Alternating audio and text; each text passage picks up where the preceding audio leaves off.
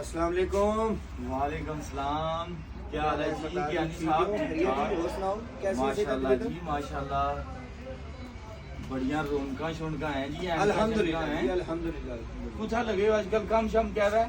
कोई नहीं, जो त्रै प्रोजेक्ट लगे, एक बैरिया लगा, एक डीएचएच लगा, ते एक कमार सोसाइटी माशाल्लाह माशाल्लाह। कितनी की इनकम हुई जनी?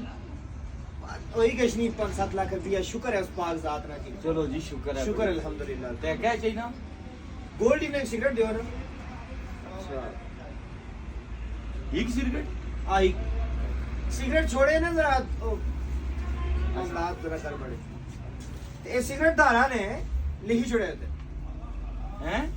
ठीक है जी सरदार जी। एक मिनट जी, एक मिनट। एक बैरिया प्रोजेक्ट शोजेक्ट लगे तुसा ने ते कपड़े तो इस्त्री करी लाई गिनो यार।